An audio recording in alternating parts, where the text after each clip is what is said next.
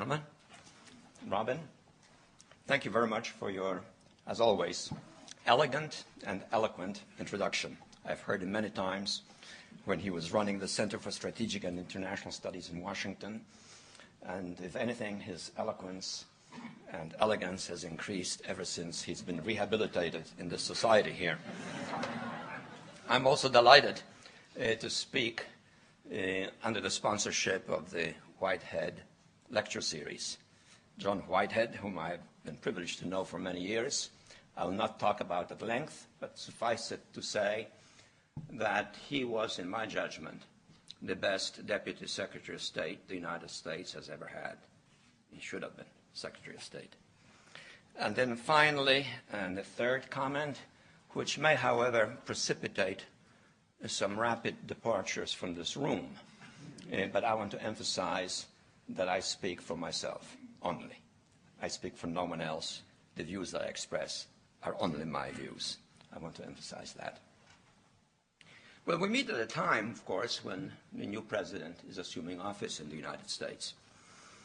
And he's doing so in the midst of a crisis of confidence in America's capacity to exercise effective leadership in world affairs. That's a stark thought, but it is a fact.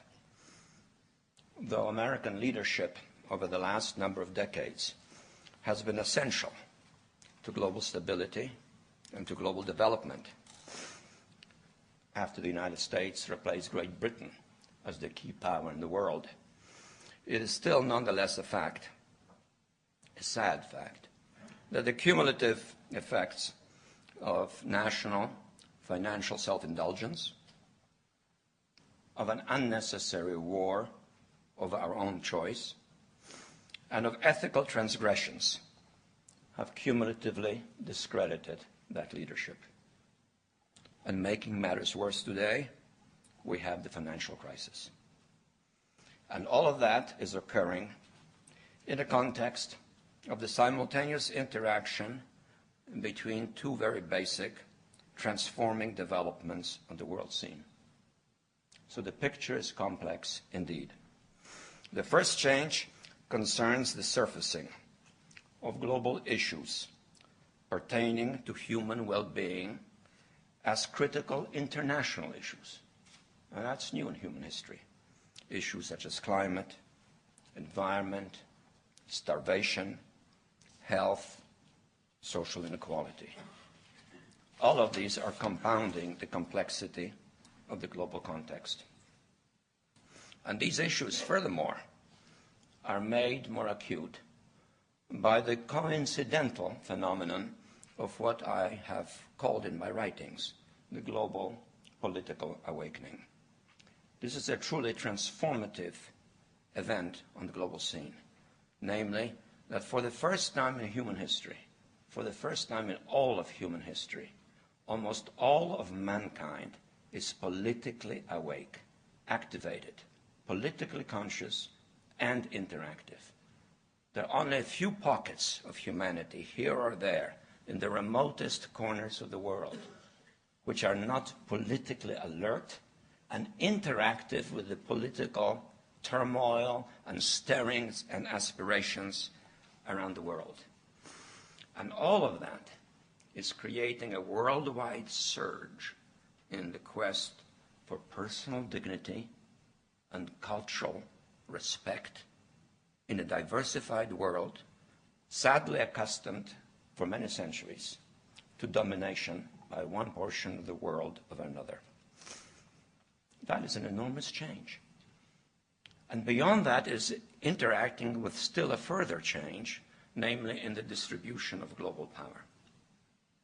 It pertains to something very obvious of which we're aware, but which it is important to register.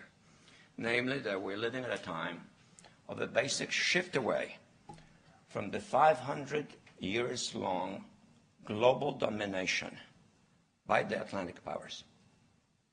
It is the countries that have been located on the shores of the Atlantic Ocean, and let us recall them: Portugal, Spain, France, the Netherlands, Great Britain, more recently the United States, that have dominated world affairs.